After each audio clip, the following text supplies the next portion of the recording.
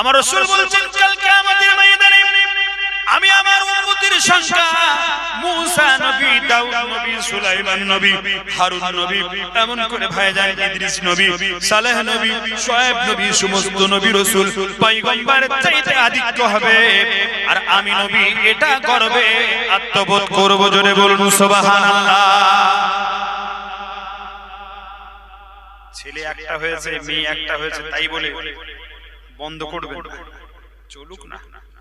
আল্লাহ তাআলা তিনি পালন কর্তার মালিক, তিনি আমাদের চলানোর মালিক, খাওয়ানোর মালিক, পড়ানোর মালিক, তিনি আমাদেরকে পালন কর্তার মালিক।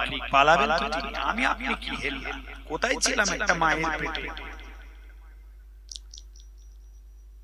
মিন আইয়ি শাইইন খলাকা, আল্লাহ তাআলা আমাদেরকে প্রশ্ন করছেন মিন আইয়ি শাইইন খলাকা, তোমাদেরকে কিভাবে সৃষ্টি করা হলো।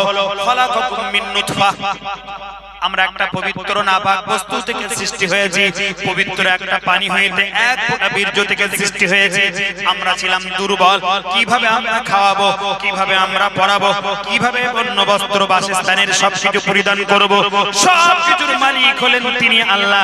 তিনি সবকিছু আমাদের জন্য, আমাদের রূহের জগতে যখন আমরা আসিনি তিনি ভেবে রেখে দিয়েছেন। একটু জোরে বলা যাবে না সুবহানাল্লাহ? জোরে বলা যাবে না সুবহানাল্লাহ? ইসরাইল যখন মানে বনি ইসরাইল কম, যখন সংখ্যায় কম ছিল, এদেরকে মাত্র কারা? সামুয়েল জাতি, তারা মাত্র সব সময় অত্যাচার করত, এদের প্রতি নিপীড়নের ইশারায় রুলাল। আর সেই সময় একটা দুর্ধর্ষ একটা বাচ্চা ছিল, বাচ্চার নাম হলো জালুত। কি নাম বললাম? নাম শুনেছেন কখনো? জালুত। কি নাম? জালুত বাদশা। বিশাল দুর্ধর্ষ, হুঙ্কার দিত, গর্জন করত, তর্জন করত। যারা ঈমান এনেছিল তাদের প্রতি অকপট অত্যাচার করত। একদিকে ছিল জালুত আর একদিকে ছিল বাদশা তালুত। কি নাম বললাম? কি নাম বললাম? দাউদ, জালুত ও তালুত। একদিকে তালুত আর একদিকে জালুত, দুটো। জালুত তো তালুতের বিরুদ্ধাচরণ করে, তালুতের মানুষদেরকে সব সময় মার কাট অত্যাচার কর, ওদের প্রতি নিপীড়ন দে, অকট্ট অত্যাচারের স্টিমার রুলাল চাপিয়ে দে। সংখ্যায় ছিল জালুত বাদশা। তালুত বাদশা জালুতের সঙ্গে আর পেরে উঠত না, জালুতের সাথে পেরে উঠত। লোক লস্কর নেই, লাঠি সোটা তেমন নেই, অস্ত্র শস্ত্র তেমন নেই, তীর বল্লম তেমন নেই, একে 56 নেই, একে 46 নেই, অ্যাটম বোমা নেই, কামান নেই, গোলা বারুদ নেই। তালুত পেরে উঠতেছে। এবার তালুত ঘোষণা দিল এই জালুত বাদশার সাথে যুদ্ধ করতে হবে। তোমরা ঈমানদার কে কে আছো তৈরি হয়ে নাও। ঈমানদাররা তৈরি হয়ে নাও। কথাই কথা বলে যায়, আমি কোরআন থেকে আপনাদেরকে তাফসীর করছি আমার ভাইয়েরা। জালুত বাদশার বিরুদ্ধাচরণ করে তালুত যখন যুদ্ধ করার জন্য মানুষদেরকে সংঘবদ্ধ করলো, মানুষদেরকে বলল চলো চলো আমরা জালুত বাদশার বিরুদ্ধে প্রতিহত করি। কেন এই জালুত বাদশা আমাদের মা বোনদের কাটাকাটি করছে, মা বোনদের ইজ্জত লুণ্ঠন করছে, বাচ্চা ছেলেদেরকে পুড়িয়ে মারছে, এত অকট্ট অত্যাচার করছে। ওই জালুতের অত্যাচার সহ্য করা যাবে না। তোমরা কে কে আছো আমার সাথে তৈরি হও। আমি তালুত বলছি তোমরা তৈরি হয়ে যাও। সেই সময় তালুতের যারা অনুসারী ছিল, যারা ঈমান এনেছিল, তারা তৈরি হয়ে গেল, রেডি হয়ে গেল। এবার তালুত বাদশা কি করলো? তাদেরকে নিয়ে একটা বিশাল ফাঁকা ময়দানে যাবে এবং প্রতিমধ্যে একটা নদী আছে, একটা নদী, ওই নদীটা পার হতে হবে। ওই নদীটা পার হতে গেলে অনেক সময়ের প্রয়োজন এবং অনেক বলের প্রয়োজন, অনেক সময় ত্যাগ তিতিক্ষা করে ওই নদীটা পার করতে হবে। সম্মানিত আমার ভাইরা মুহতারাম সাহাবে নিয়ে যাব তালুত বাদশা এবং তার সমস্ত ঈমানদার মানুষদেরকে নিয়ে, লোক লস্করদেরকে নিয়ে ওই নদীটা এবার পার হবে। তালুত বাদশা প্রত্যেককে এক জায়গায় ডাক করালেন, তোমরা ঈমানদার কে কে আছো কেন দাঁড়িয়ে যাও। ঈমানদাররা সবাই দাঁড়িয়ে গেলেন। তালুত তহিন কণ্ঠে ঘোষণা দিল, এখন উত্তপ্ত বালুকাময়ের উপর দিয়ে আমরা হেঁটে হেঁটে যাব। আর এই মরুভূমির তৃষ্ণার্ত অবস্থায় এত গরম আমরা সহ্য করতে পারবো না। আর ওই নদীর উপর দিয়ে আমাদেরকে যেতে হবে। তবে শুনে রেখে দাও, জেনে রেখে দাও, ওই নদীর পানি যেন তোমরা তৃষ্ণার্ত অবস্থায় নদীর পানি যেন তোমরা কেউ পান করো না। যদি তোমরা নদীর পানি পান করো তাহলে কিন্তু তোমরা জালুতের সঙ্গে যুদ্ধ করতে পারবে না। জালুতের সঙ্গে যদি যুদ্ধ করতে হয় ওই নদীর পানি পান করা যাবে না ভাই। তালুত প্রত্যেক ইমানদারদেরকে ডেকে বলল, সামনে নদী আছে, বিশাল উত্তপ্ত মরুভূমি। বৈশাখ জ্যৈষ্ঠ মাসে কেমন হবে? যারা এক গ্লাস পানি ঠান্ডা হলে কি মনে হয়? আহা, এই সামনে রমজান মাস আছে, এটা রজব মাস। এটা কি মাস বললাম? এটা রজব মাস। এরপরে শাবান, তারপরে রমজান। আল্লাহুম্মা, আমার সাথে পড়েন, আল্লাহুম্মা আল্লাহুম্মা বারিক লি রজাবা ওয়া শাবান ওয়া বাল্লিগনা রমাদান ওয়া বাল্লিগনা রমাদান। আমার নবীজি যখন রজব মাস পড়তেন এই দোয়াটা বেশি করে পড়তেন, আল্লাহ তাআলা অনেক বরকত দিতেন। চিল্লাই বলুন আল্লাহুম্মা। এই রজব মাসের পরে হলো শাবান, তারপরের মাস রমজান। রমজান মাস যদি গ্রীষ্মকালে পড়ে, গরমের সময়, ঠান্ডা পানি নিয়ে ছোটাছুটি করে না সন্ধ্যাবেলায় মেয়েরা দেখবেন ফ্রিজ খুলে শুধু বরফ বার করছে, আর কত গ্লাসে কত পটে ভরে ভরে সারাদিন তৃষ্ণার্ত পিপাসার্ত অবস্থায় বুক ফেটে যাওয়ার মতো অভিপ্রায় হয়, বুক ফেটে যাওয়ার মতো হয়, একটু পানি পানি পানি। তালুত বাদশার সেই সময় এত গরম পড়েছে, মরুভূমিতে উত্তপ্ত বালুকাময়ের উপর পানি না পারলে কেউ পান করতে পারবে না। দীর্ঘ রাস্তা অতিক্রম করতে হয়। ঈমানদারদের জন্য পরীক্ষা। আমি কোরআন আপনাদের সামনে রেখেছি যে ঈমানদার কাকে বলে? ইন্নামাল মুমিনুনা, তাদেরকে প্রকৃতপক্ষে ঈমানদার বলে গণ্য করা হবে, তাদেরকে মুমিন বলা হবে। তারা আল্লাযীনা আমানু, যারা ঈমান এনেছে, বিল্লাহি, আল্লাহর উপর, ওয়া রাসূলিহি, রাসূলের উপর, সুম্মা লাম ইয়ারতাবু, কোন রকম পাইতারা মারি, পাইতারা দিলে তার ঈমান থাকবে। ইয়া তাকে পাইতারা না দিয়ে, কোন রকম বাদ বিচার না করে, মানে আপোষ না করে, সন্দেহ পোষণ না করে, ওয়াজাহাদু, যারা জিহাদ করেছে, ফি সাবিলিল্লাহি, আল্লাহর রাস্তায়, বিআমওয়ালিহি, নিজের মাল দিয়ে, ওয়া আনফুসিহি, নিজের জান দিয়ে, উলাইকা হুমুস সাদিকুন, এরাই হবে সত্যবাদী। আর সত্যবাদীর জন্য আল্লাহ তাআলা জান্নাত অবধারিত করে রেখেছে। চিল্লাই বলুন আল্লাহু আকবার। জোরে বলা যাবে না আল্লাহু আকবার? পরীক্ষা হবে। তালুত বলল, লম্বা রাস্তা যেতে হবে, এই উত্তপ্ত মরুভূমি, বিশাল বড়, টকটক করে গাগুলো ফুটবে, তোমরা ভুন্নক করে কিন্তু পানি খাবে না। যদি পানি খাও তাহলে কিন্তু তোমরা ঘুমিয়ে পড়বে, যুদ্ধতে আর যেতে পারবে না। একটি তাফসীরে এসেছে, তাফসীরে তাবারিতে, তাফসীরে আপনার কুরতুবিতে এসেছে যে ওখানে তাফসীরের টিকায় বলা হয়েছে যে এক আজলা পানিও তুমি পানি পান করতে পারো। দাউদ জালুত, সেই দাউদ জালুত, এই যে ইতিহাস, হযরত দাউদ আলাইহিস সালাতু ওয়াস সালাম সম্পর্কে আল্লাহ কোরআন শরীফে 9টা সূরার মধ্যে লিপিবদ্ধ করেছেন। জোরে বলুন সুবহানাল্লাহ। কটা সূরা? 9টা। সূরা বাকারার মধ্যে এসেছে, সূরা নিসার মধ্যে এসেছে, সূরা ইসরার মধ্যে এসেছে, সূরা সাবার মধ্যে এসেছে, সূরা সুআদের মধ্যে এসেছে। হযরত দাউদ আলাইহিস সালাতু ওয়াস সালামের কথা তাফসীর কারখানা লিখেছেন, সাবধান করে দিয়েছেন দাউদ নবী যে তোমরা যাবে ঈমানি পরীক্ষা হবে, কেউ পানি পান করো না। একটা তাফসীরের টিকায় বলা হয় যদিও পানি পান করো, সামান্য পানি, বেশি খাবে না, অল্প একটু, মোটামুটি ঠোঁট ভিজনের মতো। মুহতারাম সামিঈন, হযরত দাউদ আলাইহিস সালাতু ওয়াস সালাম সেই সময়তে শিশু ছিল, একজন বালক। কি ছিল? বালক শিশু, সেও ওই দলের মধ্যে ছিল। এবার হযরত তালুত কি করলো, তার ঈমানদার মানুষদেরকে নিয়ে ওই নদী পথে হাঁটতে লাগলো।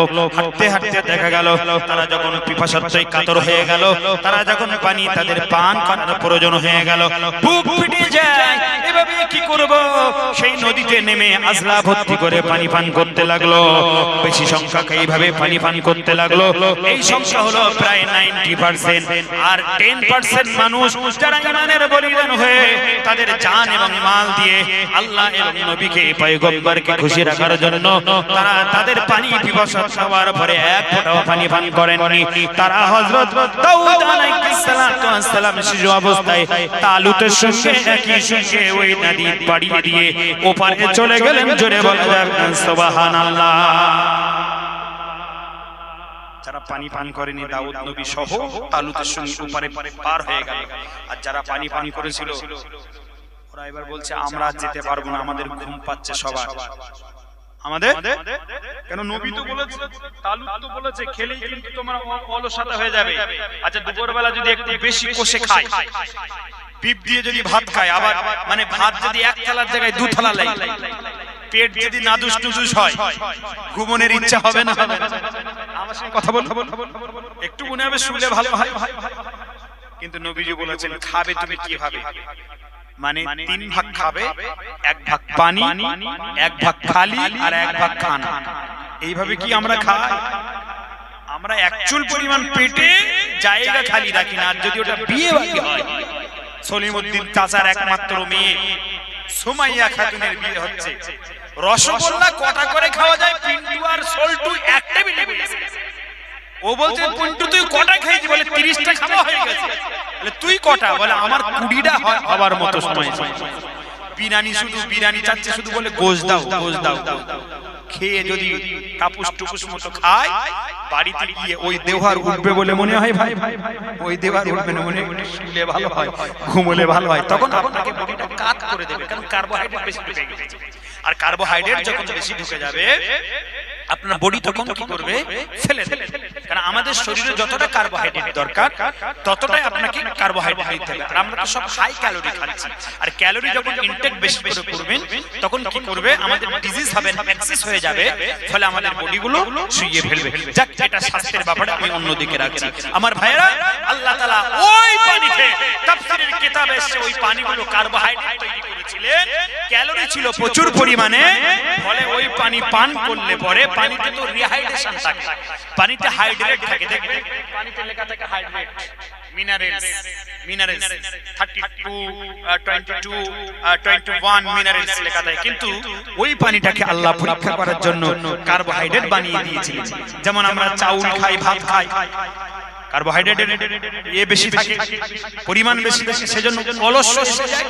ঠিক ওই পানির মধ্যে রেখেছিলেন। কেন? বাদশা বলেছিলেন, তালুত বলেছিলেন, ঈমানদার বাদশা বলেছিলেন তোমরা পানি পান করবে না।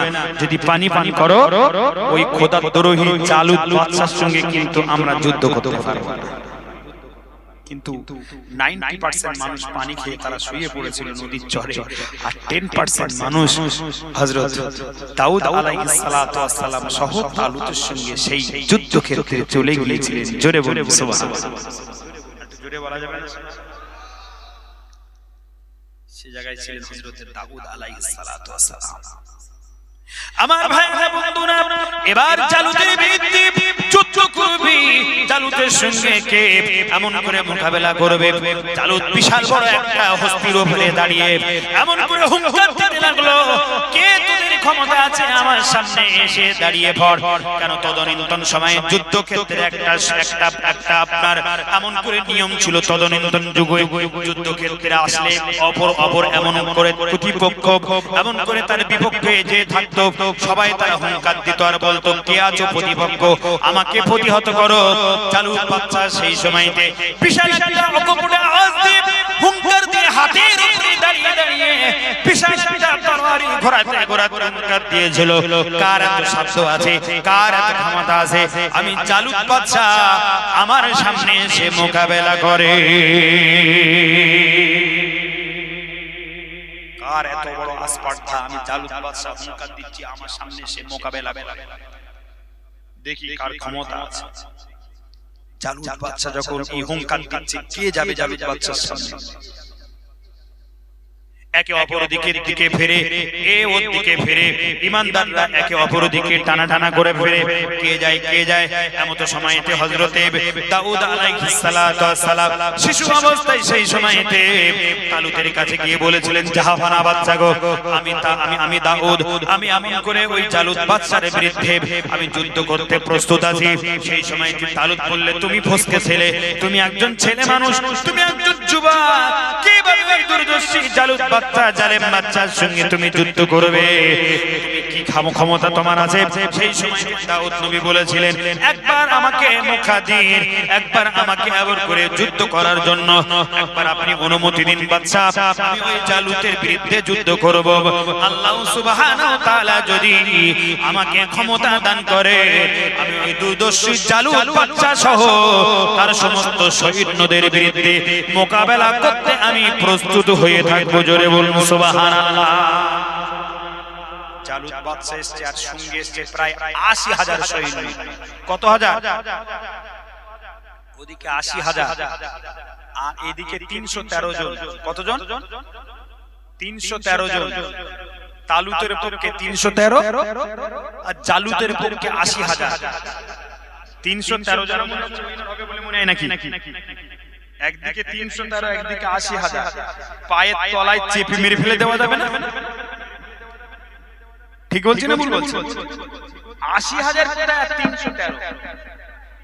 আবার আল্লাহ পাকের হাবিব ৩১৩ জন। আপনারা সকলে জানেন বদরের যুদ্ধের কথা আপনাদের মনে পড়ে যায়। বদরের যুদ্ধ হয়েছিল ১৭ রমজানুল মুবারক মাসে। বদরের যুদ্ধে যখন আবু সুফিয়ানের নেতৃত্বে, আবু জেহেলের নেতৃত্বে উতবা, সাইবা, ওলীদ বিন মুগীরা আমার নবীকে মার্ডার করতে এসেছিল, মদিনাকে শেষ করতে এসেছিল। মদিনার এমন করে আওয়াল বিরুদ্ধ বনিতা মানুষদেরকে মারতে এসেছিল, মদিনার মায়েদের প্রাণ নিতে এসেছিল, ঘরবাড়িগুলো পুড়িয়ে দিতে এসেছিল। মদিনাতুল মুনাওয়ারা থেকে ১৩৫ কিলোমিটারের মতো রাস্তা, ওই জায়গাটার নাম হলো বদর। বদর একটা পাহাড়িয়া এলাকা। ওই পাহাড়িয়া এলাকার পদদেশে যে যুদ্ধ হয়েছিল, ইসলামের ইতিহাসে ওটাকে বদরের যুদ্ধ বলা হয়। ইসলামের ইতিহাসে ওটাকে বদরের যুদ্ধ বলা হয়। ওই বদরের যুদ্ধ ৩১৩ জন ছিল। কতজন ছিল? কতজন? আর দাউদের সঙ্গে জালুত বাদশার সঙ্গে কতজন আছে? ৩১৩। ওদিকে ৮০,০০০, এদিকে ৩১৩। ওয়াজ বুঝতে হবে, আমি আমার টপিকটা। আর এদিকে বদরের যুদ্ধ ওরা এসেছে ১০০০। কতজন? আর এরা ৩১৩। মুমিনরা ৩১৩, ঈমানদাররা ৩১৩, আর মুশরিকরা ১০০০। মুশরিকরা ১০০০। তাদের হাতে আছে বল্লম, তাদের হাতে আছে তীর, তাদের হাতে আছে ধনুক, তাদের হাতে আছে বর্শা, তাদের হাতে আছে ক্ষেপণাস্ত্র, তাদের হাতে আছে ঢাল, অশ্বরোহী, হস্তি বাহিনীর উপরে এসে তারা কি করলো? বদর প্রান্তরে চলে আসলো। কি করবে? বদর থেকে ঢুকে এবার মদিনায় ঢুকে পড়বে। এখন ১৩৫ কিলোমিটার রাস্তা বাকি আছে। আবার নবীজি যখন জানতে পারলেন, নবীজি সাহাবীদেরকে বললেন, চলো বদরের প্রান্তরে কুফার কুরাইশ এসেছে। ওই কুফার কাফেররা এসে মদিনাকে শেষ করে দেওয়ার জন্য মদিনার মেয়েদের ইজ্জত লুণ্ঠন করবে, মদিনার ঘরবাড়িগুলো ভেঙে তছনছ করে দেবে, মদিনার ঘরগুলো পুড়িয়ে দেবে, শিশু বাচ্চাদের হত্যা করে ওরা মারবে। যেমন করে বাচ্চা মেয়েদেরকে হত্যা করে ওরা মারত আইয়ামে জাহিলিয়াতের যুগে। কি কারণে তাদেরকে হত্যা করা হতো? বিনা অপরাধে। সেইভাবে হত্যা করে করে মারবে। চলো আমরা প্রতিহত করি। ওরা আক্রমণ করতে এসেছে। ইসলামে কোন যুদ্ধের কথা বলা হয়নি। ইসলামে বলা হয়েছে আগে আক্রমণ যদি কেউ করে তাহলে সক্ষম থাকলে তোমরা আক্রমণকে রুখে দাও, প্রতিহত করো। রাসূলুল্লাহ বদরের যুদ্ধ ৬২৪ খ্রিস্টাব্দে দ্বিতীয় হিজরি সনে পবিত্র রমজানুল মুবারক মাসে ১৭ই রমজানে ৩১৩ জন রমজানুল মুবারকে রোজা রেখে দিনের বেলা না খেয়ে রাতে তেমন ভালো সেহরি হয়নি কয়েকদিন ভাবে যাবত, এইভাবে ঈমানের বলে বলিয়ান হয়ে, হাতে নেই কোনো অস্ত্র, হাতে নেই কোনো লাঠি, হাতে নেই কোনো বারুদ, হাতে নেই কোনো তীর ধনুক, হাতে নেই কোনো বর্শা, কিছুই হাতে নেই ঈমানের বলে বলিয়ান হয়ে রাসূল পাক সাল্লাল্লাহু আলাইহি ওয়াসাল্লাম 313 জন বদরি সাহাবীদেরকে নিয়ে আল্লাহর দরবারে তিনি হাত তুলে দোয়া চেয়েছিলেন। আজ পর্যন্ত নবী যে জায়গায় হাত তুলে দোয়া চেয়েছিলেন ওই জায়গাতে একটা মসজিদ হয়ে আছে। ওই মসজিদে গিয়ে হাজী হুজ্জাজে কেরামরা বরকত নেওয়ার জন্য 2 রাকাত করে নফল নামাজ পড়ে। আল্লাহ ওই নফল নামাজকে কবুল করে নেন। জোরে বলুন না সুবহান। জোরে বলা যাবে না সুবহান। বদরের প্রান্তরে আবু জেহেলকে 1-2 জন বাচ্চা শিশু তারা কি করেছিল? শেষ করে দিয়েছিল, হত্যা করেছিল, মার্ডার করে দিয়েছিল। আবু জেহেলের লাশ যেখানে পড়েছিল সেই জায়গাটা আজও পর্যন্ত আমি নিজে চোখে দেখে এসেছি। আজও পর্যন্ত আবু জেহেলের লাশ যেখানে ছিল, খোদার কসম আল্লাহর জমিন পর্যন্ত সেখানে তৃণলতা, সবুজ তৃণলতা জন্মায় না। চিল্লায়ে বলুন সুবহান। আবু জেহেলের লাশটা যেখানে ছিল বদর প্রান্তরে, সেই জায়গাটা আজও পর্যন্ত কোন তৃণলতা জন্মগ্রহণ করে। আর পার্শ্ববর্তী এলাকাতে মানে খেজুর গাছ সবুজ সমারোহে বড়, ওই জায়গাটা আমি নিজের চোখে দেখে এসেছি। তার পাশে ডান দিকে একটা বিশাল মানে পাহাড় আছে। মালাইকুল ফারিস্তারা ওই পাহাড়ে অবতরণ করে সাহাবীদের সঙ্গে তারাও শরীক হয়ে সেই কুফফারদের বিরুদ্ধে প্রাণপণে যুদ্ধ করে ইসলামকে উজ্জীবিত করেছিলেন। ইসলামের পতাকা বিজয় সংগঠিত হয়েছিল। জোরে বলুন না সুবহান। জোরে বলা যাবে না সুবহান। তাহলে একদিকে 313 আর একদিকে কত বললাম? 1000 জন 313 জনের মোকাবেলা কি করতে পারে? করতে পারে না। রাসূলের সাহাবীরা মিসওয়াক করছিল, মিসওয়াক করতে বদরের যুদ্ধ করেছিলেন। মহান আল্লাহ সুবহানাহু ওয়া তাআলা ওই বদরের যুদ্ধ ইসলামের পক্ষে বিজয় সংগঠিত করে দিয়েছিলেন। আর আবু জেহেলের মতো ভণ্ড, আবু জেহেলের মতো একটা নিঃসন্তানকে ওই বদরের যুদ্ধে, আপনার নাম আপনার হয়তো মনে আছে, সোহেল এবং শাহিদ 2 জন ভাই, তারা প্রাণপণে আবু জেহেলকে হত্যা করে দিয়েছিল। জোরে বলুন সুবহান। ইসলাম আগে মারার কথা বলে না, ইসলাম আগে আঘাত দেওয়ার কথা বলে না, ইসলাম আগে অ্যাটাক করার কথা বলে না। কোরআনে কোথাও লেখা নেই, বরং কোরআনে লেখা আছে এটাই যে কোন মানুষ যদি কোন একজন মানুষকে বাঁচিয়ে দেয় সে যেন গোটা পৃথিবীর গোটা জাতিকে বাঁচিয়ে দিল। জোরে বলুন সুবহান। কোরআন শরীফে কখনো হিংসাত্মক কথা বলা হয়নি।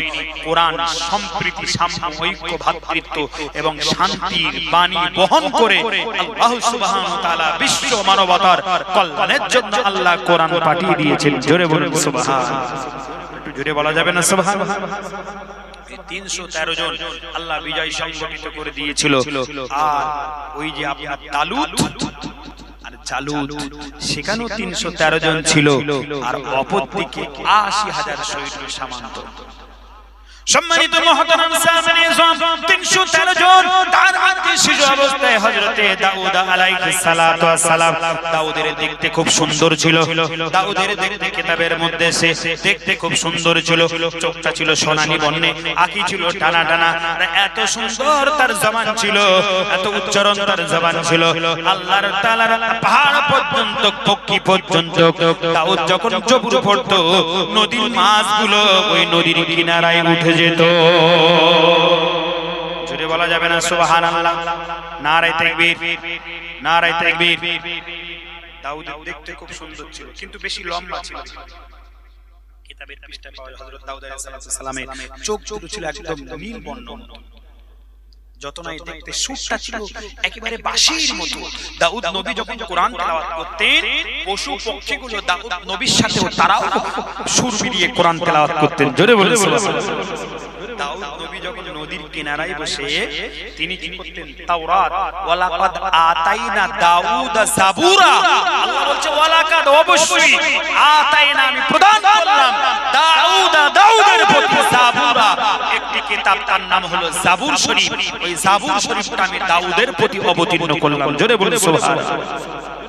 4টে বড় বড় কিতাব, আমার নবীর প্রতি কোরআন, আর দাউদের প্রতি জাবুর, আর মুসার প্রতি তাওরাত, আর ঈসা আলাইহিস সালাতু ওয়াস সালামের প্রতি ইনজিল শরীফ, বর্তমান যাকে বাইবেল বলা হয়, Bible old are new testament. ওয়ালাকাদ আতাইনা দাউদা সাবুরা। আবার আল্লাহ পাক রব্বুল আলামিন হযরত দাউদ আলাইহিস সালাতু ওয়াস সালামকে তিনি কি বানিয়েছিলেন? নবী বানিয়েছিলেন। অবশ্যই অবশ্যই ওয়ালাকাদ নাযালনা দাউদা, আমি দাউদকে বানিয়েছিলাম কি করে? নবী করে, হিকমত দিয়ে বানিয়েছিলাম। সে মানুষদেরকে হক কথা বলবে, সত্যর বাণী প্রচার করবে। জোরে বলুন সুবহানাল্লাহ। জোরে বলা যাবে না সুবহানাল্লাহ? আমার ভাইরা বন্ধুরা, সেই দাউদ নবী আলাইহিস সালাতু ওয়াস সালাম এত ছোট ছিল। এবার দাউদ নবী বাইনা ধরলো তালুতের কাছে, তালুত বাদশা আমাকে একবার সুযোগ দেওয়া হোক, আমি জালুতের বিরুদ্ধে যুদ্ধ করব। আর জালুতের বিরুদ্ধে যুদ্ধ করে আমরা সম্ভব উইনার হব, আল্লাহ তাআলা যদি রাজি থাকেন। জালুত বাদশা এত দুর্দর্শী, অনেক লোক লস্কর ৮০,০০০ মত সৈন্য মোতায়েন করেছে। এবার যখন কিনা যোদ্ধাযুদ্ধ করতে লাগলো হযরতে দাউদ, শেষ বেশে তালুত কি করলো? তালুতের হাতে ছিল একটা তরবারি। এই তালুতের হাতে তরবারিটা দাউদের কাছে দিয়ে বলল, রে দাউদ, তুই যখন শুনবি না, এই আমার এই তরবারিটা নে, আর জালুতের মাথায় গিয়ে কোপ মার, জালুতকে মেরে শিরচ্ছেদ করে দিয়ে বনি ইসরাইলকে, ফিলিস্তিনিকে তোকে বাঁচাতে হবে। কারণ আল্লাহ তাআলা নবীদেরকে ফিলিস্তিনি বাঁচানোর জন্য আল্লাহ তাআলা যুগে যুগে নবী রাসূল পয়গম্বর পাঠিয়েছে। আমার ভাইরা বন্ধুরা, হযরত দাউদ নবী আলাইহিস সালাতু ওয়াস সালাম ওই বাচ্চা বয়সে কি করলো? তালুতের তরবারিটা তালুতের কাছে ফিরিয়ে দিল। জাহাপানা বাদশা, আপনার তরবারি আমার প্রয়োজন নাই, কারণ আমি তরবারি চালাতে পারি না, আমি একজন শিশু, আমি একজন যুবক, কিন্তু আমার একটা পারদর্শী আছে, আমি চাম গুলতি, আমি এমন করে করে ওই গুলতিতে চাম রেখে, চামে গুলতি রেখে মারতে পারি, তাই আমি পাথর ছোড়ায় পারদর্শী আছি। আমাকে তরবারি লাগবে না, ঢাল লাগবে না, বর্ষা লাগবে না, আমি একটা লাঠি নিয়ে আর ওই পাথর নিয়ে, আমার চাম গুলতি নিয়ে আমি জালুত বাদশার সামনে লুটিয়ে পড়ব। জোরে বলা যাবে না সুবহানাল্লাহ? জোরে বলা যাবে না সুবহানাল্লাহ? আচ্ছা, কেউ যদি কামান নিয়ে সামনে দাঁড়িয়ে থাকে আর পুলিশের কাছে যে স্টেট জ্ঞান থাকে না, স্টেট জ্ঞান মানে ৫ নালা বন্দুক, ৬ নালা বন্দুক, পিস্তল, 5 জ্ঞান, তার AK-৫৬, AK-৪৬, গোলা বারুদ, বোম নিয়ে যদি অ্যাটম বোম নিয়ে সামনে দাঁড়িয়ে থাকে, আর আপনি যদি সামনে গিয়ে একটা ওই সগনে কাঠের একটা ডাল নিয়ে সামনে দাঁড়িয়ে থাকে, কেমন লাগবে? খেলো লাগবে না? একটা খেলো লাগবে যে ও আমার সামনে একটা সগনে কাঠের ডাল নিয়ে বা একটা বাঁশ নিয়ে দাঁড়িয়ে আছে, আর আমি স্টেট জ্ঞান নিয়ে, অ্যাটম বোমা নিয়ে, AK-৪৬ নিয়ে দাঁড়িয়ে আছি। তার গর্ব হবার, গর্ব হবে তো নাকি? আমার হাতে বন্দুক আছে আর ওর হাতে আছে একটা লাঠি, আমার গর্ব হবে, আমি বন্দুকটা ঠাস ঠাস করে ওর মেরে দেব। ও লাঠি কি করবে? দাউদ নবী এবার লাঠি দিয়ে চামগুলতি, বাচ্চারা দেখবেন চামগুলতি, এখন আর ছেলেরা চামগুলতি খেলে না, এদের শুধু মোবাইলে সারাদিন শুধু ঘাঁচাঘাঁচি করে, স্ক্রল করে, এদের চামগুলতি আর পাওয়া যায় না। এদের আগে সব দেখবেন এরকম, আমরাও কত খেলেছি ছোটবেলায়, চামগুলতি খেলেছি। দাউদ নবী আলাইহিস সালাতু ওয়াস সালাম ওই মানে গুলতি নিয়ে তিনি কি করতেন? তিনি শিকার করতেন, পাখি মারতেন এবং পাথর ছোড়ায় পারদর্শী ছিলেন, প্র্যাকটিস করতেন যুবক ছেলেদের সাথে। হযরত দাউদ তার তরবারি ছেড়ে দিয়ে, ঢাল ছেড়ে দিয়ে একটা লাঠি আর চামগুলতি আর পাথর নিয়ে এমন করে চলে গেল কোথায়? জালুত বাদশার সামনে। জালুত বিশাল একটা হস্তি বাহিনী নিয়ে দাঁড়িয়ে আছে। জালুত তো হেসে তো একেবারে গড়াগড়ি, কট্ট হাসি। জালুত বলছে, এই আমি কি কুকুর নাকি? আমি কি কুকুর যে আমাকে তুই লাঠি দিয়ে মারতে এসেছিস? হ্যাঁ, তুই একটা লাঠি নিয়ে আমার কাছে এসেছিস, তো এত বড় স্পর্ধা, তোর মতো একটা ফচকে ছেলে, একটা ছোট যুবক ছেলে, তুই আমাকে মারতে এসেছিস? দাউদ নবী আলাইহিস সালাতু ওয়াস সালাম তিনি এসেছিলেন এজন্য, দাউদ নবীকে সেই সময়তে তালুত বলেছিল যে জালুত বাদশাকে প্রতিহত করতে পারবে, খতম করে দিতে পারবে, তাকে আমি কি করব? আমার রাজত্বে অনেক কিছু উপঢৌকন তাকে দেওয়া হবে, তাকে দিয়ে দেব, এবং ইহা তাকে আমার যে কন্যা আছে, আমার যে মেয়ে, আমার সেই কন্যাকে, রাজ রানীকে আমি তার সাথে বিবাহ সম্পাদনা করে দেব। জোরে বলুন সুবহানাল্লাহ। আমি কিন্তু আমার নিজের গল্প বানাচ্ছি না, সব কোরআন থেকে বলছি। সূরা সাদ, সূরা ইসরা, তাফসীর কারকরা লিখেছেন যে তালুত বলছে আমার কন্যার সাথে বিয়ে দিয়ে অনেক উপঢৌকন দেব যদি জালুত বাদশাকে শেষ করে দিতে পারে, কারণ মুসলমানদেরকে মারছে, অত্যাচার করছে। বন্ধুরা আমার, সম্মানিত উপস্থিতি, গভীর মনোযোগ দিয়ে শুনুন। হযরত দাউদ আলাইহিস সালাতু ওয়াস সালাম তিনি উপঢৌকন এবং এমন করে কিছু লোভ অবশ্যই তার মধ্যে ঢুকে গেল। হযরত দাউদ নবী আলাইহিস সালাতু ওয়াস সালাম শিশু অবস্থায়, যুবক অবস্থায় কি করলেন? জালুতের সামনে দাঁড়িয়ে গেলেন। এমন করে জালুতকে প্রতিহত করার জন্য, জালুতকে শেষ করে দেওয়ার জন্য, জালুতকে দুনিয়া থেকে মিটিয়ে দেওয়ার জন্য এমন অবস্থায় জালুত বাদশা বলছে, তুই কে রে বেটা? আগা তুই কে? তুই লাঠি নিয়ে কি কুকুর মারতে এসেছিস? আমার সামনে তোর এত স্পর্ধা? হযরত দাউদ আলাইহিস সালাতু ওয়াস সালাম যেই না বলল জালুত, জালুত যেই বলল তুই কি আমার সামনে কুকুর মারতে এসেছিস? হযরত দাউদ আলাইহিস সালাতু ওয়াস সালাম কি করলেন? তার এমন করে কোচড় থেকে চামগুলতিটা বার করে এমন জোরে সেই পাথর নিয়ে নিক্ষেপ করলেন। লাগবি না, লাগবি না লাগ। হযরত দাউদের সেই পাথরটা এসে জালুত বাদশার চোখে এসে গেল। দুর্দর্শী বাচ্চার চোখ বন্ধ হয়ে গেল। এত তার স্পিড ছিল, চোখ পুড়ে এমন করে মাথার ভিতর দিয়ে ঘিনু বার হয়ে দুর্দর্শী ওই বাদশা জালুত সবার সামনে লুটকে পড়ল। জোরে বলা যাবে না সুবহানাল্লাহ?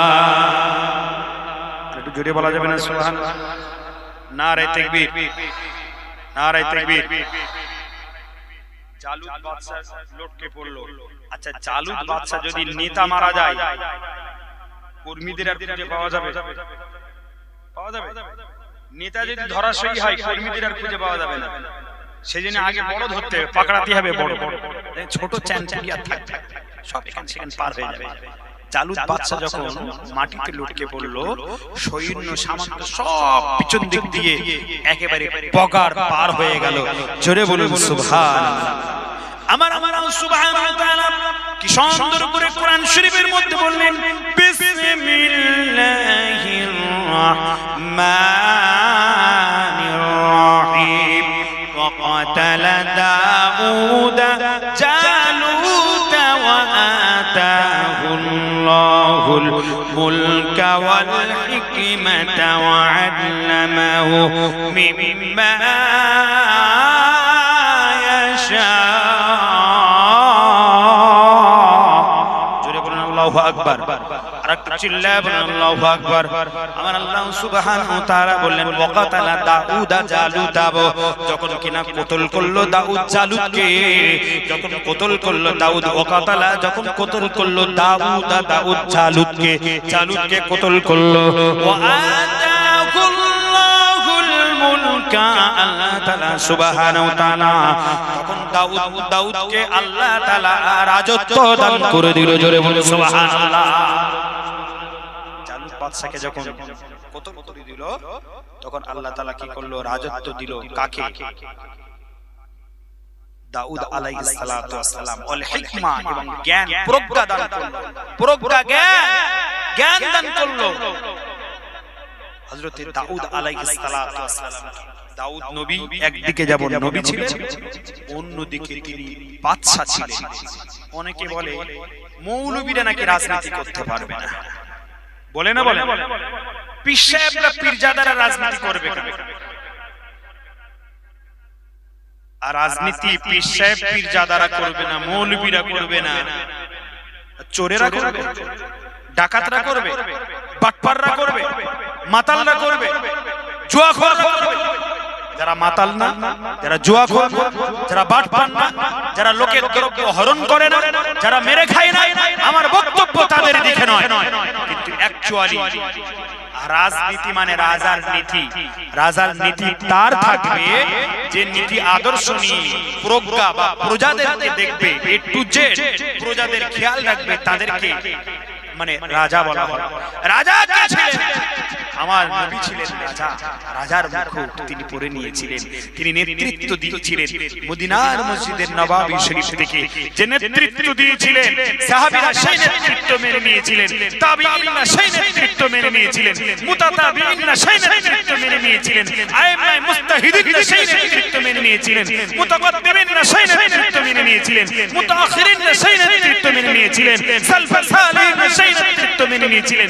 পৃথিবীর যত গাউস কুতুব আফদাল ওলি আমর আছে সবাই সেই নবীজির নেতৃত্ব মেনে নিয়েছিলেন। তাই আমার নবীকে বলা হয় পাওয়ারফুল লিডার।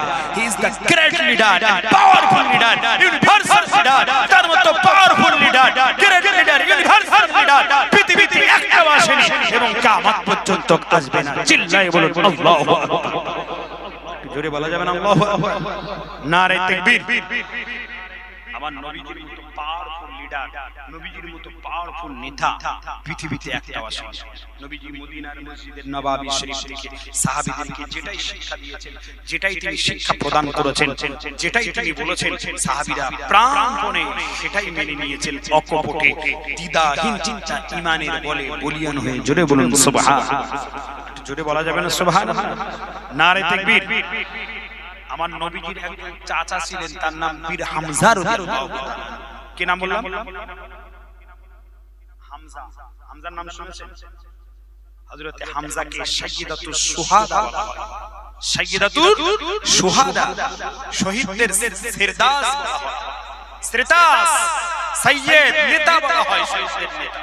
ইয়াউমুল কিয়ামা, কিয়ামতের ময়দানে হযরত হামজা রাদিয়াল্লাহু তাআলা আনহু আমার আল্লাহ পাক রব্বুল আলামিন আসাদিল্লাহিল গালিব বলে তিনি ডাকবেন। জোরে বলেন সুবহানাল্লাহ। বিজয়ী বাঘ।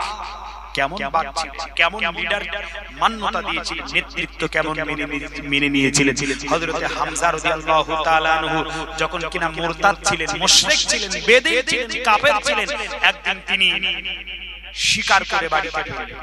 শিকার তিনি তীর ধনুক দিয়ে পাখি শিকার করে জীবিকা নির্বাহ করতেন। হযরতে হামজা রাদিয়াল্লাহু তাআলা আমার নবীজির চাচা। 667 খ্রিস্টাব্দে তিনি জন্মগ্রহণ করেছিলেন। আব্দুল মুত্তালিবের পুত্র হযরতে হামজা রাদিয়াল্লাহু তাআলা। সেই হামজা রাদিয়াল্লাহু তাআলা আনহু তিনি কি করলেন যে আমার ভাইরা তিনি এবারে বাড়িতে ফিরলেন। শিকার করে যখন বাড়িতে ফিরলেন, খুব গভীর মনোযোগ দিয়ে এসে দেখছে যে আব্দুল্লাহর বেটা মুহাম্মদ সাল্লাল্লাহু আলাইহি ওয়াসাল্লাম তিনি বসে বসে ক্রন্দন করছেন। আহা, আর মাথা দিয়ে রক্ত ফিনফিনি দিয়ে পড়ছে। হযরতে হামজা রাদিয়াল্লাহু তাআলা আনহু ভাতিজা আব্দুল্লাহর বেটা মুহাম্মাদের কাছে গিয়ে রক্তাক্ত অবস্থায় হাত বুলিয়ে দিলেন। হাতটা একটু মাথায় বুলিয়ে দিয়ে রক্তাক্ত জায়গাটা একটু যাতে শান্তির সঙ্গে থাকতে পারে, একটু ভালো হয়, রক্ত বন্ধ হয়, সেজন্য তিনি চেষ্টা করলেন। এবার আমার নবীজিকে জিজ্ঞাসা করছেন, ভাতিজা তোমার এরকম হওয়ার কারণ, তুমি কাঁদছো কেন, তোমার মাথা দিয়ে রক্ত পড়ছে কেন? ভাতিজা একবার কাবার দিকে তাকালো, বাড়িতে বসে কাবা ঘরের দক্ষিণ দিকে আমার নবীর জন্মভিটে, তার পাশে কিছু দূর গেলে আবু জেহেল, আবু লাহাব, উতবা, হামজা তাদের জন্মভিটে। আমার নবীজি সেই সময় কাবার দিকে একবার তাকালেন। সম্মানিত মুহতারাম সামিনে ইজম, নবী যখন কাবার দিকে তাকালেন, হযরতে হামজা রাদিয়াল্লাহু তাআলা আনহু বিক্রমে এবার সেই কাবা শরীফের দিকে এগিয়ে গেল। কাবা শরীফের দিকে গিয়ে দেখলেন আবু জেহেল সেখানে খিলখিল করে হাসছে এবং বলাবলি করছে, এতদিন পর্যন্ত আব্দুল্লাহর বেটা মুহাম্মদকে কে প্রহার করতে পারেনি, কেউ মারতে পারেনি, কেউ রক্তাক্ত করে দিতে পারেনি। আমি আবু জেহেল নিজে পাথর মেরে মুহাম্মাদের মাথা ফাটিয়ে দিয়েছি। জোরে বলুন নাউজুবিল্লাহ। বাহাদুরি করেছে, বলছে এতদিন ধরে কেউ মারতে পারেনি, আমি আবু জেহেল হিশামের পুত্র আব্দুল্লাহর বেটা মুহাম্মদকে মাথা ফেটিয়ে এসেছি। গর্ববোধ করছে, হাসাহাসি করছে, তামাশা করছে, বিদ্রোহ করছে, অট্টহাসি হাসছে। এমন অবস্থায় হযরত হামজা এসে হাজির।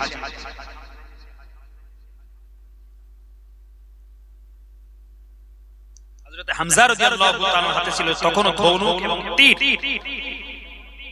এসে আবু জেহেলকে বলে, হিশামের পুত্র আবু জেহেল, ধনুক এবং তীর নিয়ে মাথায় বাড়ি মেরে বলল, আমার ভাতিজাকে এই অবস্থা কে করেছে?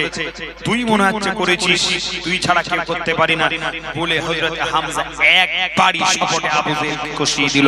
আর এত রাগান্বিত হলো হযরত হামজা, এত রাগ করলেন, মানে তার সারা শরীর যেন রাগের চোটে টকবক করে ফুটছে। এমন অবস্থায় দায়িত্বহীন কণ্ঠে গর্জন যখন করছেন, এই হামজা তোর এত বড় সাহস হয়, তুই মনে করছিস আমার ভাতিজা আব্দুল্লাহর বেটা মুহাম্মদ সে একা আছে?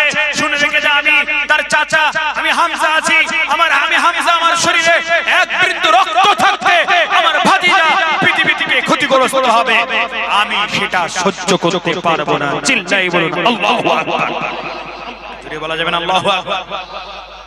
আবু জেহেল তুই ভেবেছিস আব্দুল্লাহর বেটা মুহাম্মদ একা আছে, আমি হামজা আছি? ও তাহলে বুঝলাম, তুমিও কি সেই মুহাম্মাদের হাতে হাত দিয়ে মন্ত্র পড়ে নিয়েছো নাকি? আমাদের নিজেদের সেই বাপ দাদাদের ধর্ম, পৌত্তলিক ধর্ম ছেড়ে তুমি কি মুহাম্মাদের ধর্ম মেনে নিয়েছো? হযরতে হামজা রাদিয়াল্লাহু তাআলা আনহু তখনও পর্যন্ত তিনি ধর্ম গ্রহণ করেননি। সেই সময়তে দাঁড়িয়ে তাত্ত্বহীন কণ্ঠে চোখে চোখ রেখে বলেছিল, হে আবু জেহেল শুনে রেখে দে, আবু লাহাব শুনে রেখে দে, আমি হামজা রাদিয়াল্লাহু, আমি হামজা আমার নবী, আমার আব্দুল্লাহর বেটা মুহাম্মাদের চাচা।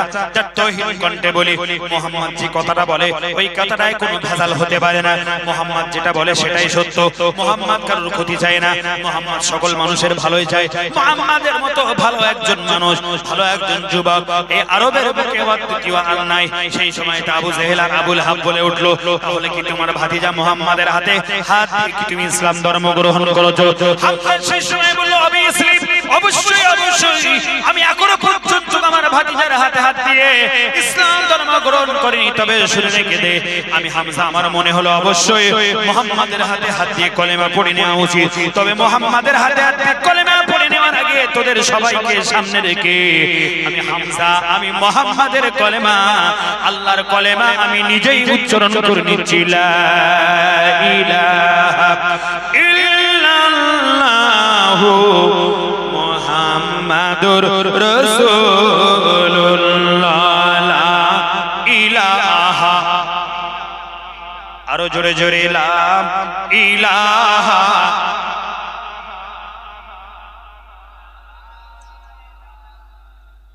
লা ইলাহা ইল্লাল্লাহু মুহাম্মাদুর রাসূলুল্লাহ।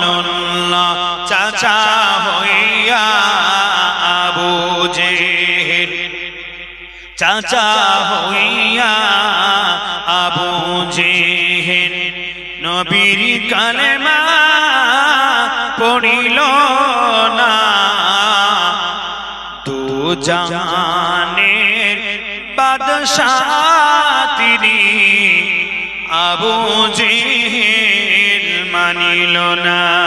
আল্লাহুম্মা সাল্লি আলা সাইয়্যিদিনা মাওলানা ওয়া আলা আলি সাইয়্যিদিনা। সম্মানিত আমার ভাইরা, হামজা রাদিয়াল্লাহু তাআলা আনহু সেদিনকে আমার নবীজিকে সাক্ষ্য রেখে, কাবাকে সাক্ষ্য রেখে কলেমা পড়ে নিয়েছিলেন। কলেমা যেদিন তিনি পড়ে নিয়েছিলেন সেদিন থেকে তিনি মৃত্যুর আগ পর্যন্ত আল্লাহ এবং নবীকে বেশি করে প্রায়োরিটি দিয়েছেন। নবীকে মহব্বত করেছেন, ভালোবেসেছেন, ইসলামকে প্রায়োরিটি দিয়েছেন, আল্লাহর প্রতি জিহাদ করেছেন নিজের জান এবং মাল দিয়ে। আমার ভাইরা বন্ধুরা, বদরের যুদ্ধে হযরত হামজা রাদিয়াল্লাহু তাআলা আনহু যখন বিক্রমে যুদ্ধ করতে করতে আমার ভাইয়েরা উতবাকে যখন এমন করে চিরতরের মতো বিদায় সংগঠিত করে দিল, উতবাকে মার্ডার করে দিল। আর ওই উতবার মেয়ের নাম হলো হিন্দা, যে ছিল আবু সুফিয়ানের স্ত্রী। হযরত হামজা রাদিয়াল্লাহু তাআলা আনহুকে আমার নবীজি মদিনায় আগে পাঠিয়ে দিয়েছিলেন ইয়া শরীফে। নবীজি তখনও হিজরত করেন। নবীজির কথাই হযরত হামজা তিনি চাচা মদিনাতে চলে এসেছিলেন। আর মদিনা আসার পরে নবীজি এসেছেন 622 খ্রিস্টাব্দে, আর 624 খ্রিস্টাব্দে বদর প্রান্তরে ওই ঐতিহাসিক যুদ্ধ হলো। ওই যুদ্ধে হযরত হামজা এত দায়িত্ব নিয়ে প্রাণ ভরে দায়িত্ব নিয়ে একটা একটা সামনে আসছে আর কুচু কাটা করে দিচ্ছে দুর্ধর্ষী সেই সমস্ত বাতিলকারা যারা আমার উতবার মতো শাইরার মতো আবু সুফিয়ানের মতো নরাধাম হযরতে হামজার সামনে আসছে আর একটা একটা করে কত করে দিচ্ছে। হযরতে হামজা যেন শহীদের সূরা পাঠ করছে, সামনে কেউ আসতে পারে না। আর হামজা যুদ্ধ করার আগে মাথার পাকড়ির সঙ্গে একটা পালক পরিধান করেছিল। পালক এই ইতিহাস হয়তো আপনারা অনেকে শুনেছেন হামজা কথা, কিন্তু পালক মাথায় বেঁধে নিয়েছিলেন। পালক আর পালক বেঁধেছিল যুদ্ধক্ষেত্রে। প্রত্যেকের মাথা যদি একই রকম থাকে আর একজনের কারোর পাকড়ির সঙ্গে যদি বড় একটা পালক থাকে, পাখনা থাকে, তাহলে তাকে চেনা যাবে না? যাবে। হযরত হামজাকে চেনা যাচ্ছিল। আর হামজা যখন বিক্রমে যুদ্ধ করছেন, যখন শেষ করে দিচ্ছেন একটা একটা ঈমানের বলে বলিয়ান হয়ে, আল্লাহ তাআলা হামজার মধ্যে এত পাওয়ার, এত শক্তি প্রদান করেছিলেন। সেই সময়তে যুদ্ধ শেষ হয়ে গেল, বদরের যুদ্ধ। কুফার কুরাইশরা বলল, ওই পালক মাথায় দিয়েছিল কোন ব্যক্তি, ওই ব্যক্তিটা সবচাইতে বেশি ক্ষতি করেছে আমাদের, সবচাইতে বেশি ক্ষতি করেছে বদরের যুদ্ধে। পালক পরিধান করেছিল। কে পালক পরিধান করেছিল? খোসলে মাথায় তার একটা পালক ছিল। হরিণের পালক, হরিণের পালক মাথায় দিয়েছিল। হরিণের পালকওয়ালা কে ছিল খোঁজ নেওয়া যায়। সেই সবচাইতে বেশি আমাদের ক্ষতি করেছে, উতবাকে শহীদ করে দিয়েছে। এত ভাবে যুদ্ধ করেছে, আমরা তার সামনে যেতে পারিনি।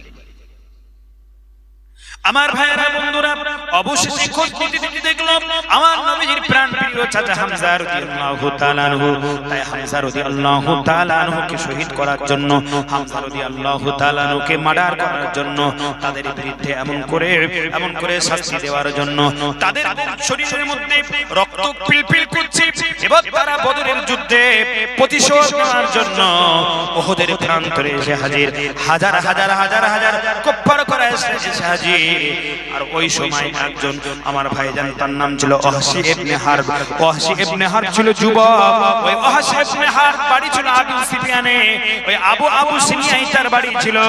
আবু সিনিয়া থেকে সে তিনি আরবের কৃতদাস হিসেবে, হযরতে কৃতদাস হিসেবে হযরতে বিলাল যেমন কৃতদাস ছিলেন, সেই রকম ভাবে ওই ওয়াহশীও কৃতদাস ছিল। হযরতে বিলাল তিনি উমাইয়ার ঘরেতে চাকরের কাজ করতেন, আর ওয়াহশী উতবার ঘরেতে চাকরের কাজ করতেন। তাই হযরতে বিলাল রাদিয়াল্লাহু তাআলা আনহু তিনি ইসলাম ধর্ম গ্রহণ করলেন, আর ওয়াহশী তিনি ইসলাম ধর্ম গ্রহণ করেননি। আমার নবীজির কাছে হাতে হাত দিয়ে বিলাল ইসলাম ধর্ম গ্রহণ করে বিলাল সবকিছু ছেড়ে মক্কা থেকে মদিনায় চলে আসলেন। আর আমার নবীজির সাহাবীদেরকে মারার জন্য ওয়াহশী তৈরি হয়ে গেলেন। আর আবু সুফিয়ানের স্ত্রী, কুখ্যাত মহিলা নারী, নাম তার হিন্দা। হিন্দা বলল, এ এমন করে তুই যদি পারিস রে, তুই এমন করে হামজাকে শহীদ করে দিতে, হামজাকে মিটিয়ে দিতে, তাহলে তোমাকে আজ থেকে মুক্ত করে দেব, স্বাধীন করে দেব। আর ওয়াহশী ওই মুক্ত হওয়ার জন্য, স্বাধীন হওয়ার জন্য সে এমন করে বেদিপ্রস্ত হয়েছিল। আর একটা ছোট্ট একটা খন্দুক নিয়ে সে ওত পেতে বসেছিল। উহুদের যুদ্ধ করার তার কোনো প্রলয় ছিল না।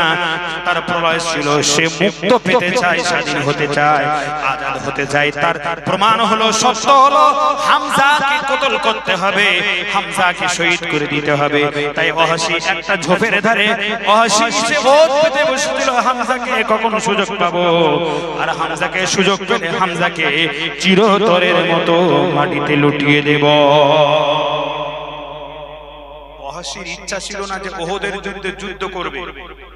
ওয়াহশীর ইচ্ছা ছিল সে স্বাধীন হবে, মুক্ত হবে, যদি কিনা হামজাকে মারতে পারে। আর ও টার্গেট করেছিল এই হামজাকে মারবে। আবু সুফিয়ানের স্ত্রী হিন্দাও বলেছে, ওয়াহশী তুমি যদি হামজাকে মারতে পারো, কেন সে আমার ভাইকে মেরেছে, সে আমার বাপকে মেরেছে, উতবাকে মেরেছে, তুমি যদি হামজাকে মারতে পারো, আমার পক্ষ থেকে অনেক রকম তোমাকে দেওয়া হবে। ওয়াহশী এই লোভে বশিত হয়ে একদিকে ওতপ্রোতভাবে বসে আছে, হামজাকে শহীদ করে দেবে, হামজাকে শেষ করে দেবে। আর হযরতে হামজা রাদিয়াল্লাহু তাআলা আনহু আসাদুল্লাহিল গালিব, আল্লাহর ওসি, আল্লাহর বাগ, আল্লাহর তরবারি একটা একটা কুফার কুরাইশদের জুলুম অত্যাচারদেরকে মারতে মারতে মারতে মারতে ইতিহাসের পৃষ্ঠায় লিপিবদ্ধ আছে। একটা নয়, দুটো নয়, 30 জন কাফেরদেরকে দুনিয়া থেকে মিটিয়ে দিলেন। জোরে বলেন সুবহানাল্লাহ। জোরে বলা যাবে না সুবহানাল্লাহ? কতজন বললাম? 30 জন। হযরতে হামজার সামনে যে আসছে কতল হয়ে যাচ্ছে, যে আসছে সে মাটিতে লুটিয়ে পড়ছে, সামনে কেউ আসতে আসতে। আর ওয়াহশী দেখছে যদি আমি হামজাকে কতল না করতে পারি এই সুযোগে আমি আর মুক্ত হতে পারবো না, স্বাধীন হতে পারবো না, আমার ওই গোলাম সারা জীবন থাকতে হবে। ওয়াহশী এক জায়গায় চুপ করে ঝাপটি দিয়ে বসেছিল একটা খন্দক নিয়ে, মানে দুই দিকে যার মানে ধার, এরকম একটা তরবারি নিয়ে খানজিম নিয়ে দাঁড়িয়েছিলেন। কখন হামজার প্রতি সেই অ্যাটাক, যেই সুযোগ প্রাণ পরে হযরতে হামজা রাদিয়াল্লাহু তাআলা যুদ্ধ করছেন, একে একে সামনে আসছেন, সবাইকে কতল করে দিচ্ছেন। 30 জন যখন কমপ্লিট হয়ে গেল, হযরতে হামজা যখন একটু সামনের দিকে এগিয়ে আসলো, আর সেই না ওয়াহশী এসে হযরতে হামজা রাদিয়াল্লাহু তাআলাকে লোক করে দূর থেকে খন্দকটা যখন ছুড়লেন, হযরতে হামজার এফোর্ট থেকে ওফোর্ট হয়ে গেল। হযরতে হামজা ওই অবস্থায় ওয়াহশীকে অ্যাটাক করতে গিয়েছিলেন, কিতাবের মধ্যে যেটা লিপিবদ্ধ আছে, কিন্তু ওয়াহশী ওখান থেকে ছুটে পালিয়ে গিয়েছিলেন। হামজার সেই মানে দেহ দেখেছে, চেহারা দেখে ওয়াহশী পালিয়ে গিয়েছিলেন। কিন্তু হযরতে হামজা রাদিয়াল্লাহু তাআলা আনহু তিনি শাহাদাতের সূরা অটোমেটিক পান করে নিয়েছিলেন। জোরে বলুন সুবহানাল্লাহ। আমি আগে বলেছি, জান দিয়ে, মাল দিয়ে ঈমানকে বাঁচানোর জন্য আল্লাহ এবং রাসূলকে মানতে হবে। কোনো পায়তারা চলবে না, কোনো পায়তারা চলবে না, কোনো রকম মানে কষ্ট চলবে না, কোনো রকম বাদ বিচার চলবে না। হযরতে হামজা রাদিয়াল্লাহু তাআলা মাটিতে লুটকে পড়লেন। মাটিতে যখন পড়ে গেলেন, হযরতে হামজা রাদিয়াল্লাহু তাআলা আনহুর বুকের উপরে বসে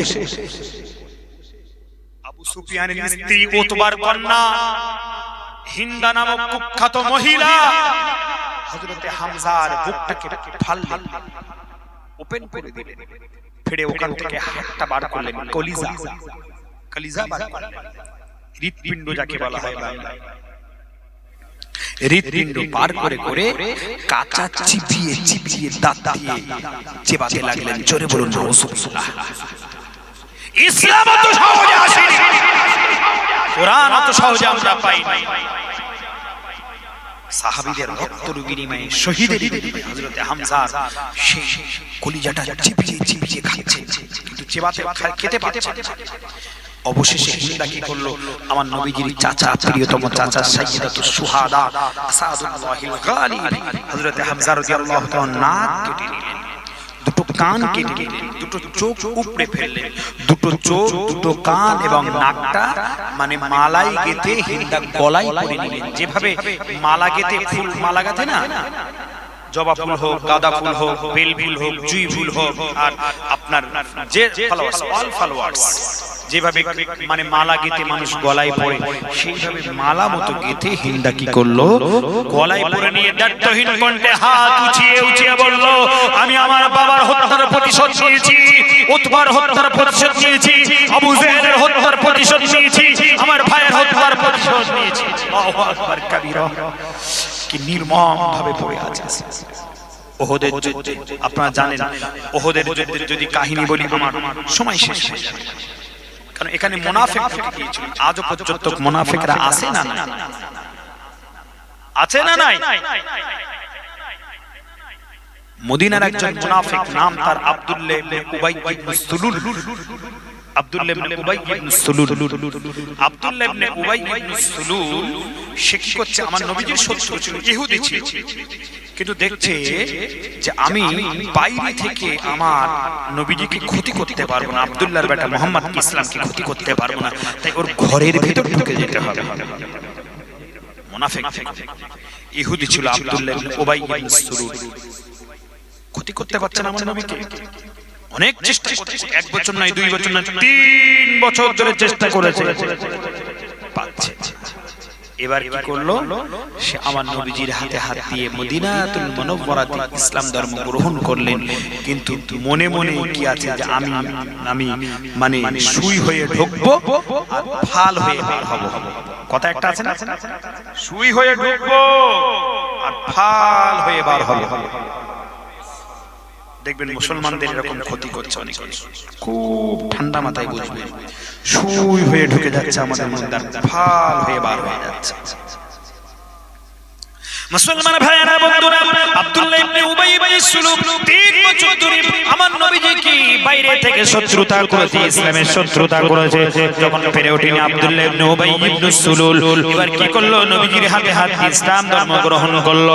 কিন্তু তার মনে ছিল ইসলামকে পৃথিবী থেকে মিটিয়ে দেবে, তার মনে ছিল ইসলামকে পৃথিবীতে আর উজ্জীবিত করতে দেবে না, আমার নবীকে মার্ডার করবে, কোরআনকে চিরতরের মতো শেষ করে দেবে, খতম করে দেবে। আমার ভাইরা বন্ধুরা, এই হিসেবে বিখ্যাত ওই মুনাফিক যার জন্য আমার আল্লাহ পাক রব্বুল আলামিন কোরআনের সূরা অবতীর্ণ করেছেন, সূরাতুল মুনাফিকুন। বিসমিল্লাহির রাহমানির রাহিম। ইন্নাল মুনাফিকুনা ফিদ দারকিল আসফালি মিনান নার ওয়া লান তাজিদা লাহু নাসীরা। মুনাফিকরা জাহান্নামের মধ্যে নিম্ন স্তরে থাকবে, লান তাজিদা লাহু নাসীরা, সেখান থেকে কোনো তারা সহযোগিতা পাবে না, সহানুভূতি পাবে না।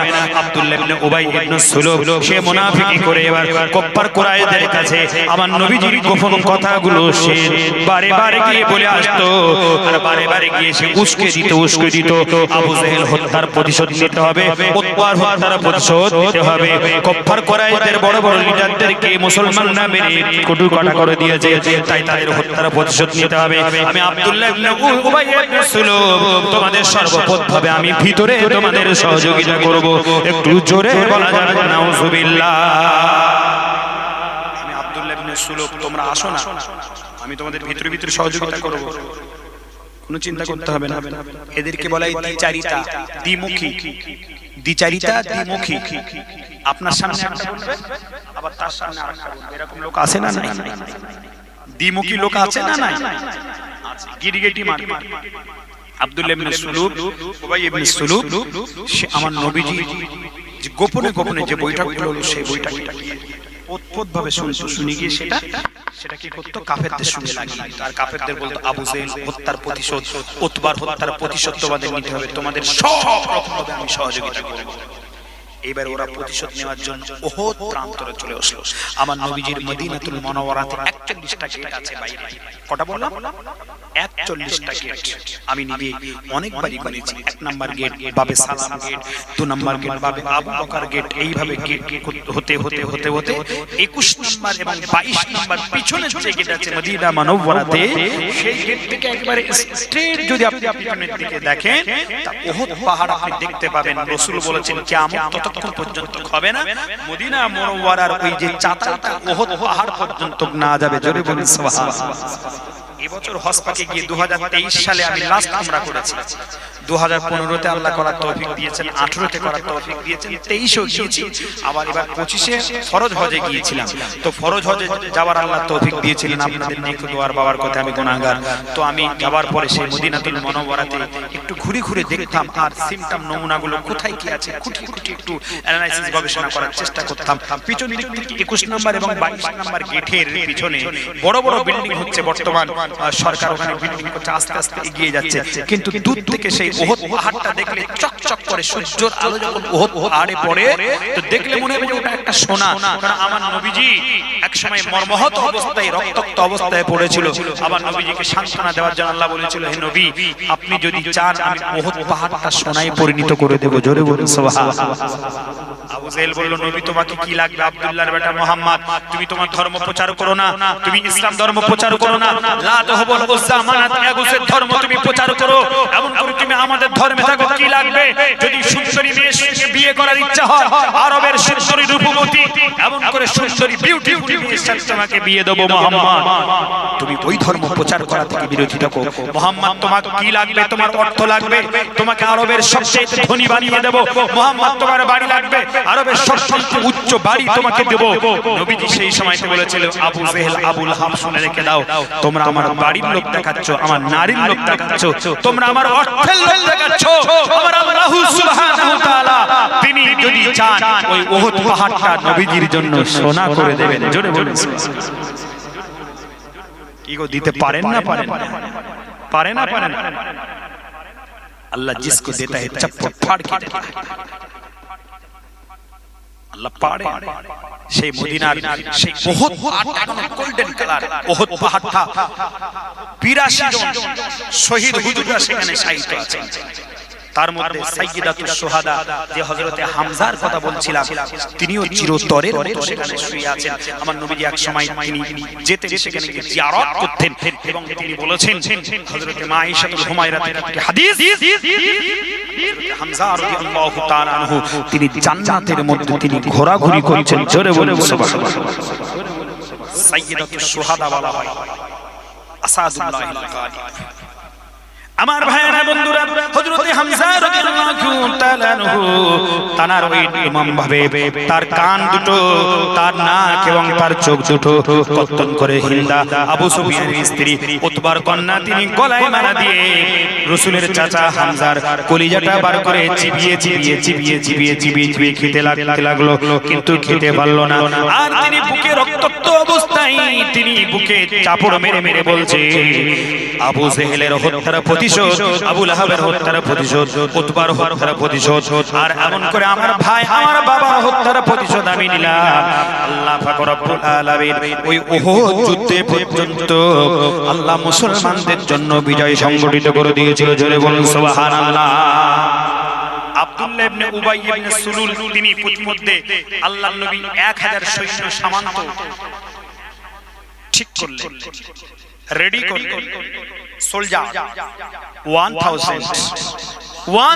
সোলজার কমপ্লিট করার পর 1000 সৈন্য কমপ্লিট করার পর প্রতিমধ্যে আব্দুল্লাহ ইবনে উবাই ইবনে সুলুল যে কিনা সুই হয়ে ঢুকে ফাল হয়ে বার হওয়ার জন্য যার অভিসন্ধি ছিল সে প্রতিমধ্যে 300 সাহাবীদেরকে হাঁকিয়ে নিয়েছিল যুদ্ধ করতে তোমরা যেও না তোমাকে ভালোবাসি বলে বলছি তারা কিন্তু এবার তৈরি হয়ে আসছে এটা বদর নয় এটা উহুদ প্রান্তরে আসছে বদরের যুদ্ধের প্রতিশোধ নিতে আসছে ওখানে যাবে বিবি বিধবা হবে ওখানে যাবে সন্তান এতিম হবে ওখানে কিন্তু নবীর সাহাবীরা কিছু সংখ্যক হলেও তারা তো গিয়েছিল ঠিক কিনা গিয়েছিল তো 82 জন সাহাবী তারা শহীদ হয়ে আছেন আমার ভাইয়েরা বন্ধুরা আমি আপনাদের কাছে কোরআনের সেই আয়াতের দিকে আবার ফিরিয়ে নিয়ে যাই ইন্নামাল মুমিনুনা আল্লাযীনা আমানু বিল্লাহি ওয়া রাসূলিহি ওয়া জাহাদু সুম্মা লাম ইয়ারতাবু ওয়া জাহাদু বিআমওয়ালিহিম ওয়া আনফুসিহিম ফি সাবিলিল্লাহি উলাইকা হুমুস সাদিকুন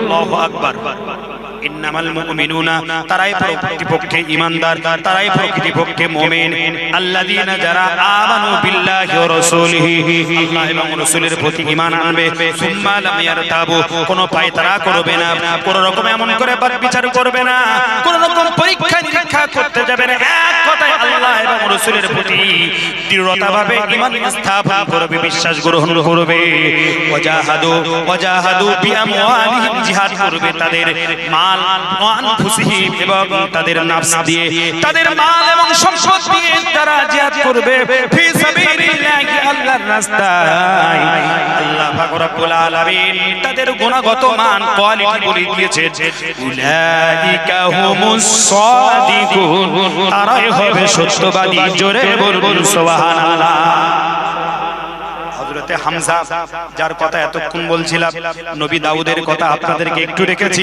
এরা ঈমানের বলে বলিয়ান হয়েছে এদেরকে সত্যবাদী বলা যায় কি বলা যায় না এরা আল্লাহর রাস্তায় তারা জিহাদ করেছে কি করেনি কথা বলুন আমরা রব্বুল আলামিন যারা আল্লাহর রাস্তায় জিহাদ করেছে তাদের বলেছে ওয়ালা তাকুলু লিমান ইউকতালু ফি সাবিলিল্লাহি আমওয়াত بل أحياء ولكن لا تشعرون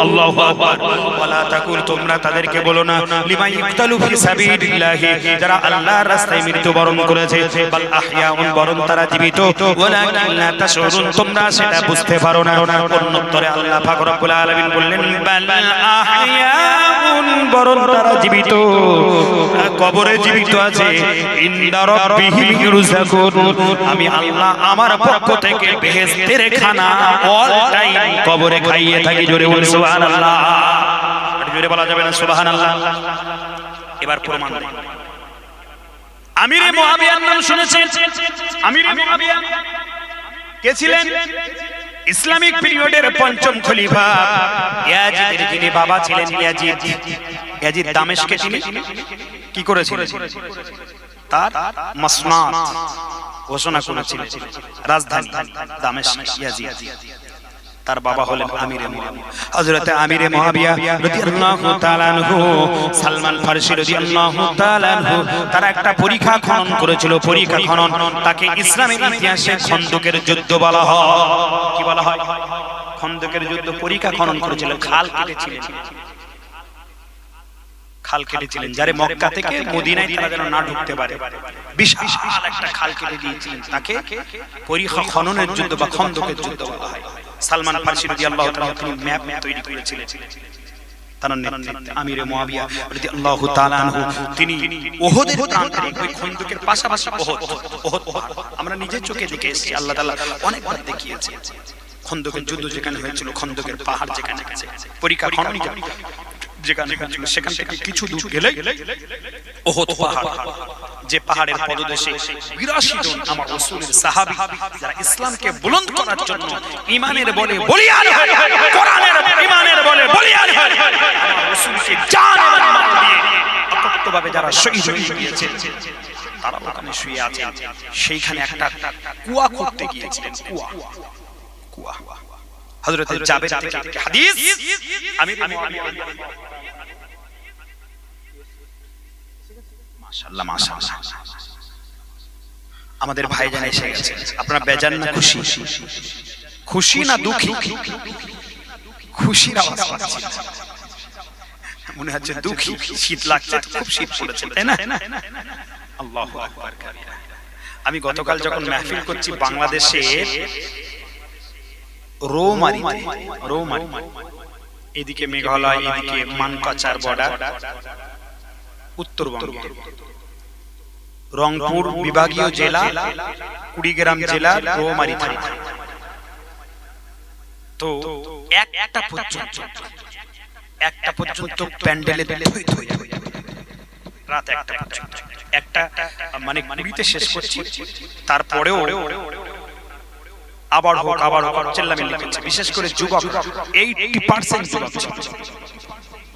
80% আর আমাদের এখানে 80% বুড়ো থাকে সলিমউদ্দিন চাচা আব্দুল করিম দাদা আর ওই সাত্তার ফাত্তার জব্বার তোরা যা শুনছে আমরা তো ছেলে পিলে সব টাকা পয়সা জোগাড় করে চাঁদা পয়সা তুলে ওয়াজ দিছি লাইটিং ফাইটিং করেছি মাইক নিয়ে বসে আমাদের শোনার দরকার কিন্তু কিয়ামতে এই যুবককে জিজ্ঞাসাবাদ করা হবে যুবক তুমি যৌবন বয়সে তোমার সময়টা কোথায় অতিবাহিত আজকের যুবকদের সম্পর্কে বলছি মাশাকিলুশ শাবাবি ওয়া হুলুলাতুল ইসলাম যুবকদের সমস্যার সমাধান কিভাবে দিয়েছে Islamic ideology Islamic theology Islamic strategy কি বলা হয়েছে কোরআনে কি বলছে হাদিসে কি বলছে রাসূল কি বলেছেন যুবকদের জন্য আর ইসলামে সবচেয়ে যুবকদের অবদান বেশি ঠিক কি না ইসলামের ইতিহাসে আমার নবীজির হাতে যারা হাতে ইসলাম ধর্ম গ্রহণ করেছিলেন খাব্বাব রাদিয়াল্লাহু তাআলা আনহু হযরত আম্মার বিন ইয়াসির রাদিয়াল্লাহু তাআলা আনহু হযরত বেলাল রাদিয়াল্লাহু তাআলা আনহু হযরত ওমর রাদিয়াল্লাহু তাআলা আনহু হযরত আলী 7 বছরের যুবক ছিলেন যুবকদের অবদান বেশি আর আজকের যুবকরা মনে করছে ওয়াজ মাহফিল আমাদের শোনার দরকার নেই কারণ আমাদের বয়স তো অনেক আছে চাচাদের মাজা কোমর দুমড়ে গিয়েছে লাঠি নিয়ে ঠুটঠুট করতে ওদের প্যান্ডেল করে দিয়েছি চট পেতে দিয়েছি ওরা গেছে যুবকদের সবচেয়ে সময়টা it is very most important time এই সময়টা খুব গুরুত্বপূর্ণ আর ইসলামী টাইমটাকে খুব গুরুত্বপূর্ণ করেছেন সময়টা আল্লাহ তাআলা যে নামাজ দিয়েছেন, ইন্নাস সালাতা কানাত আলাল মুমিনিনা কিতাবাম মাওকুতা, আমি নামাজকে পাঞ্চুয়ালিটি, 5 ওয়াক্ত সময়ে নির্ধারিত করেছি। It is most very important. মানে এই যে সময়, আর আমরা এই সময়টাকে সবচাইতে যুবকরা অপচয় করছি। জিজ্ঞাসাবাদ করা, 5টা কোশ্চেন করা হবে, 5 কোশ্চেন, মাররাতুল খামসা ইয়াউমাল কিয়ামা। সেদিন কি জবাব দিতে হবে? তুমি তোমার যৌবন বয়সটা কোথায় কাটিয়েছো, কিভাবে কাটিয়েছো? সেদিন আমরা কি বলবো? তাসের আড্ডায়, জুয়ার আড্ডায়, লিওনেল মেসি এসে একেবারে ঠ্যাং খোড়া করে চলেছে যুব ভারত। আমি তখন বাংলাদেশে আছি, লিওনেল মেসি এসেছিল না যুব ভারতীতে, দেখতে পাইনি। সব চেয়ারগুলো ছুঁড়ে ছুঁড়ে, প্লাস্টিক চেয়ারগুলো ছুঁড়ে, 2,500 থেকে 3,000 চেয়ার সব স্টেডিয়ামের ভিতরে। একজনকে বাইক দিচ্ছে, একটা যুবককে বলছে, তুমি আজকে আসলে দেখতে পান কি কান্না, মা মরে গেলে, বউ মরে গেলে এরকম কাঁদে না। মেসিকে দেখতে পাইনি। 14,000 পর্যন্ত টিকিট কেটেছিল। আল্লাহু আকবার কাবীরা। মুসলমানরা কি ছিল না? এই ছিল না, মুসলমান ছিল।